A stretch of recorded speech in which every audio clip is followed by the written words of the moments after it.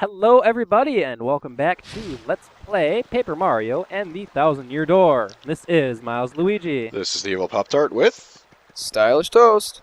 Welcome everybody. Last part we happened to get a star key from Bloomtail's belly, and while that might not seem much for you, there's actually a little bit of a puzzle in this room. And you can solve this puzzle beforehand, but it doesn't really do much for you. But if you throw a bobbery inside of these chain chomp monuments, which we're destroying architecture, Goombella would be furious. It'll actually allow you to get into a very scary background and destroy more architecture. Is there any way you would find that out if you didn't know beforehand how to do it? Or? I think Goombella can give you a hint if you use her tattle ability. I think I found this intuitively the first time I was playing the game. So You would be correct. Goombella gives out a hint. She says something like it's weak, or it looks like there's something under it. Some little hint. yeah. And my intuition was able to figure it out. This isn't too bad of a puzzle to figure out. Besides, you see switches in the background and you think to yourself, well, there has to be a warp pipe somewhere, right? So this one isn't too bad. You hit both switches and two boat panels appear. And basically it connects us to that building over there in the underground city.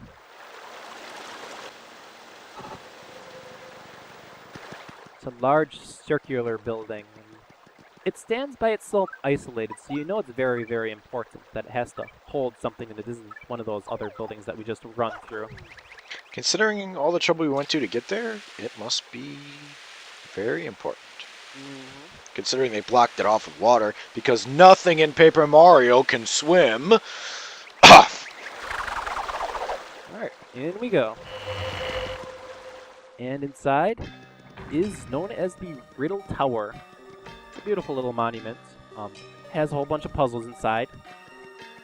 It has eerie music. It's creepy.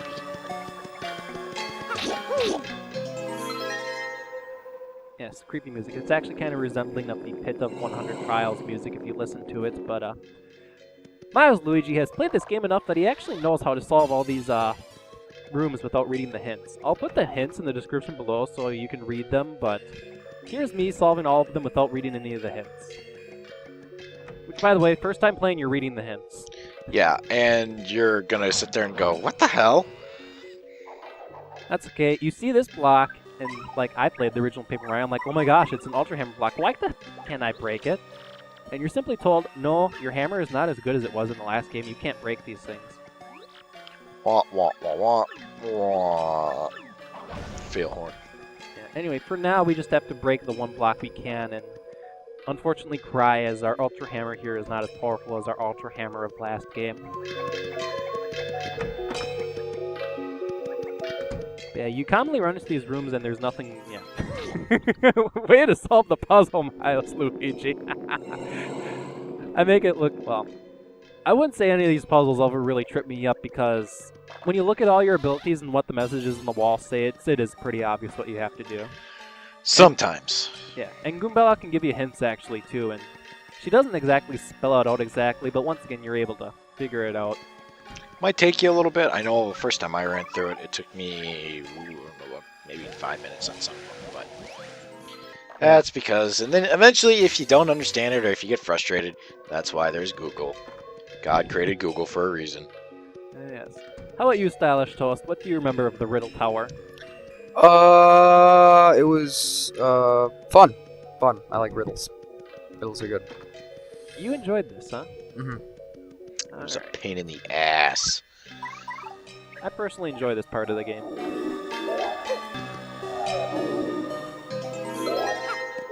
Because you're basically very near the end of the game, and it feels like the game's building up to something with this little section in the game. It's a nice break from all the boss battles and long combat and stuff. See, I took it the opposite way. Instead of, I got irritated because, okay, so I got done with the boss battle, now it's taking me to this stupid-ass tower. I have to solve 12 or 14 freaking riddles to get what? I don't want to do this. Why am I doing this? Well, it's always nice to get a different perspective on everything. There is actually one room where we do have to do some battles, but it's nothing you shouldn't be able to handle. It's battles you've seen before, so it shouldn't be surprising. Exactly. Now, it might take you a while when you read the riddle. Of course, Miles has done this before, so he doesn't have to read the riddle. But the riddle says something about colors. It indeed does. Actually, I'm just gonna spell it out because I spend a little bit in this room. The riddle kind of hints towards the order you have to defeat the enemies in. Once again, I have the riddle in the comment, or not comment section below, the description below, so you can read the riddle yourself and be like, oh, okay. But I'm fighting the enemies in a specific order for a specific reason.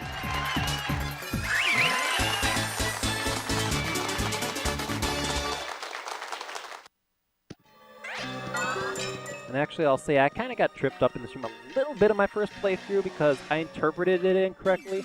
And I fought the dull bones first, and then the dry bones, and then the red bones, and then the dark bones. And that's not how you solve this room. By the way, Bobbery is a useful party member here. Oh, you think? You normally joke at me whenever I say that, like, Bobbery's always a good party member. Yeah. I enjoy it when you say that, honestly, Evil Pop-Tart. He is. I don't know why. I mean, even though I'm a big proponent of it, I get lazy, okay? I'll admit it. But you can't deny the damage that Bobbery does, especially when I used him against... That was an awesome strategy, exactly. by the way. Exactly.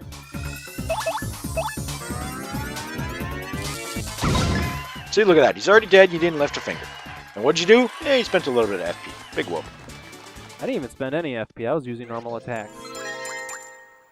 Okay, you got me there. I wasn't paying attention. But even if you were using FP, eh.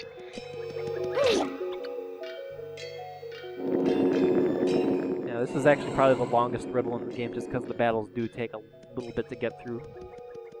With that, we actually get another palace key. Obviously, the reward for solving all these riddles are all these palace keys. And you might go through here the first time as a player, collect a couple of palace keys and think to yourself, this could become a Zelda-esque thing where I need so many out of all the keys. I'll just give you a hint though, you need all the keys. You can't get away with 5 or 6 of the keys, you need all 8. And again, that's why it brings me back to, why am I doing this? This is retarded. What is my gain and what is my purpose of this? Because really the game doesn't tell you. It just gives you this key, and then you're supposed to go, oh, okay, so am I supposed to go in here? And then you get in here, and then you go, what the hell? I'm doing a bunch of riddles to get more keys. Thankfully, we're almost done. I guess, was I alone in that? I mean, YouTube can probably say, no, Evil Pop-Tart, you're freaking nuts. I just did not enjoy this part. This part really irritated the crap out of me. It was leading up to something, which was obvious, but it doesn't tell you what or what for. Alright. That's fair and understandable. But, anyway, back to the room with the Super Hammer and Ultra Hammer blocks. The way you get around them is that they're both interconnected through some space-time gimmick magic thing that I wish I could give better terminology on. Where if you break a block in one room, it destroys the block in the other room.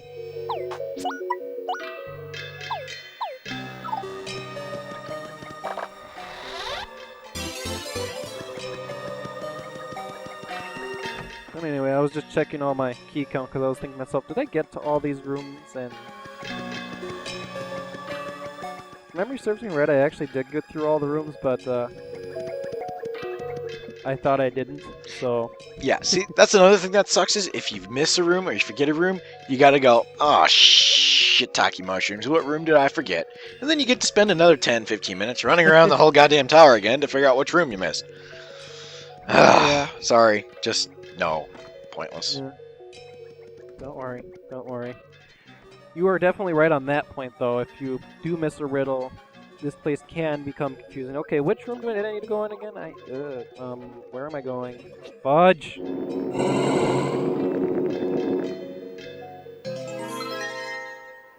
Yeah, once you collect all 8 of the palace keys, you actually have to go up to the 3rd floor. And a normal player, I guess, unless they're a type of player like me who checks all the rooms before going up to the next floor, just to see what's there, we'll go up to the 3rd floor and see what is up there. You can actually get into this tower before you fight Gloomtail, but you get stopped here because there's nothing you can do. But after you fight Gloomtail, you'll notice a little pedestal here that looks like it could fit something in the shape of a star. Now remind me what I got out of Gloomtail's belly again. A Someone? star. Yes, thank you. I thought that was a piece of candy. Place it in there, and a little bit of dark magic summons a whole plethora of pedestals.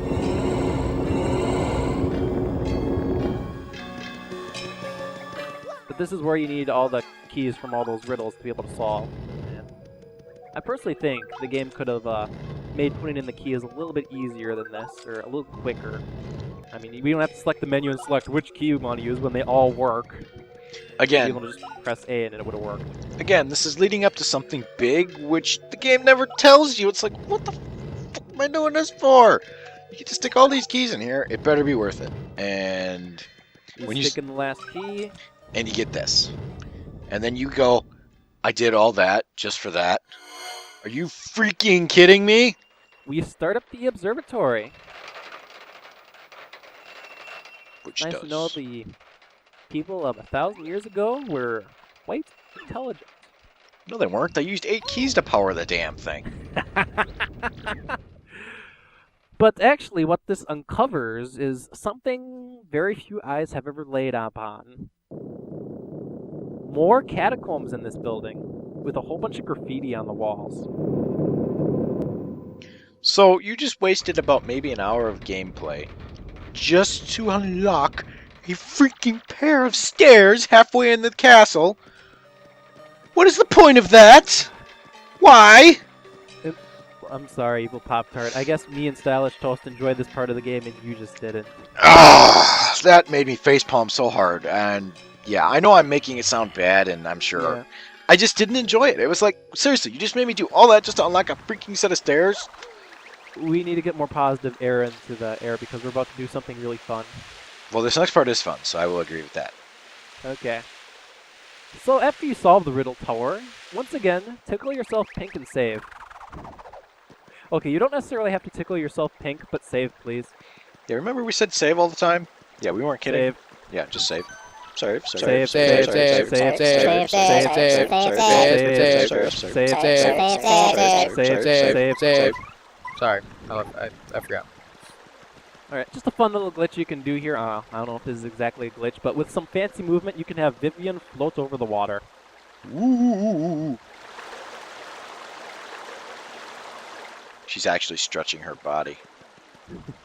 Ha! So you save and whoops, surprise. And then by this time you're going, now what? Oh, what the hell are they doing back? And why is Professor Frankly with them? Oh, wait a minute. And it's actually, you did that on purpose, didn't you? You had freaking Vivian We are for this. fools. We learn in this cutscene that Professor Frankly was actually dupeless, and us opening the door was part of these doppelgangers' plan. I mean, we were going to open the door whether or not we saw Professor Frankly, but still. But like this, we enter into a battle with the 2 Shadow Sirens and Dukeless. And Vivian does have some unique commentary on there, if you had any other partner. That's why I had Vivian out. Yes. So it's a battle against 3 bad guys. They're all on the ground, and they all have 0 defense. A bomb blast. Your multi-hit attacks are very good. Koops is very good in this battle, but also who is very good in this battle is Biggs. You're forgetting somebody. And Bobbery. You already said that. Did I have to reiterate? Okay, Vivian is also very good in this battle, too. All your multi-hit attackers are very good, but outside of multi-hit attacks, this becomes a threat model, really. Marilyn, in my personal opinion, is the most threatening because she simply does the most damage. Perhaps you can make the argument that Beldam is more threatening, but at this point in the game, you can have Feeling Fine to prevent any status ailment issues, honestly. And you've done these fights before. They haven't changed. Nothing is And going to be changed. So these Dukeless is easily the least threatening because he doesn't do very much damage, and he's a duplicate ghost, so that means you can bait him into doing some stupid things. Well, here's a fun thing, by the way. Clockout is actually a very good crystal star power here. I would say that all 3 of these enemies aren't really very susceptible to Clockout, but you're fighting 3 of them at the same time. Very commonly, you'll get at least 1 or 2 with the Clockout. this time In you this got all case, 3. I got all 3. Yeah, that was Which pretty nice. set up perfectly for this. This is This is beautiful, everyone. Holy crap! He got big. Are we ready? He's bigger than Mario.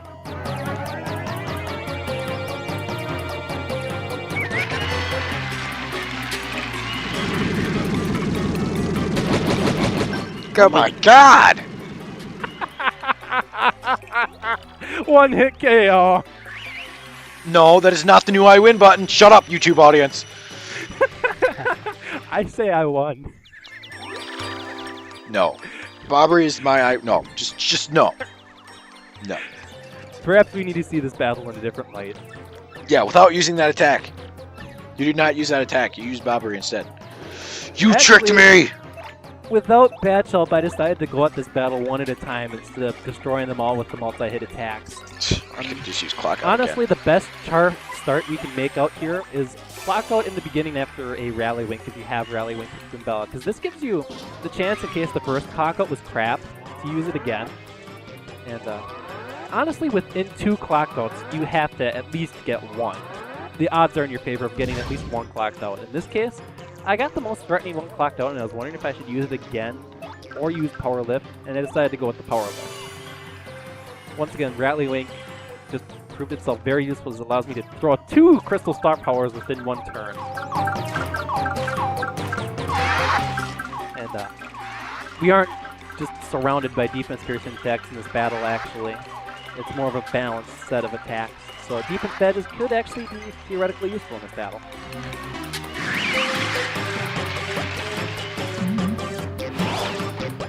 Yeah, by this point, really, their attacks don't do too much. A, because you have defense attacks, or defense badges, and B, they don't have anything. Like, you shrug off 5 damage easily. Alright, so I get a really good multi-bonk in there. That was just phenomenal. I think myself, oh my gosh, the math works so perfectly. Spring jump! Wait, did I just use spring jump? I'm an idiot. Uh-oh. Ah! Fail. Why do you have problems with spring jump? Do I have to sit down and do a stream with you just so you can do spring jumps? Perhaps. But, they're not that hard! How do you fail at spring jumps? Practice. we also encounter this status ailment, which we encounter nowhere else in the game. Both the slow status ailments and the haste status ailments. Beldam will occasionally cast slow on you, which causes you to only be able to move once every other turn, and she'll occasionally cast fast on one of the other party members in her group, which will allow them to attack twice that turn. I really wish you could have cast haste on, say, like Mario or something like that being an item, because it would have been an awesome thing to be able to cast on yourself, tactically speaking.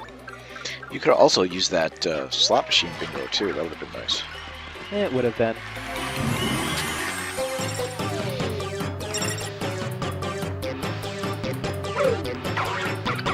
I love partner meat shields, by the way. Because now that Marilyn's gone, I don't need to be doing tons and tons of damage, and I just need to get Beldam out of the way, and I've won this battle. So time to pull out Koops, for 2 reasons. A, multi-hit attack. B, we're fighting a Duplighost. Anyone who's seen my Paper Mario LP will know what's coming up already.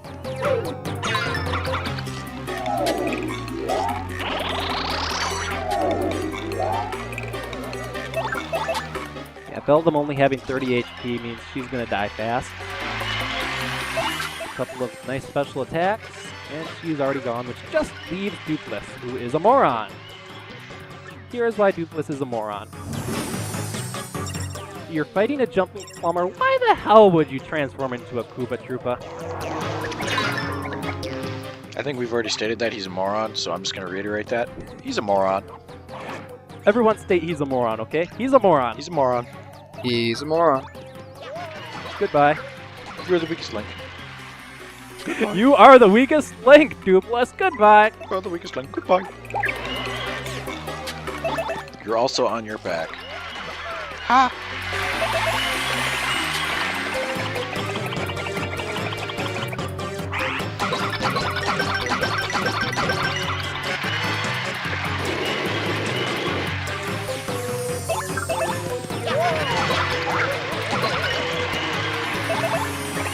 Is the moron dead yet? Oh, wait. Now he's dead. Now he's dead.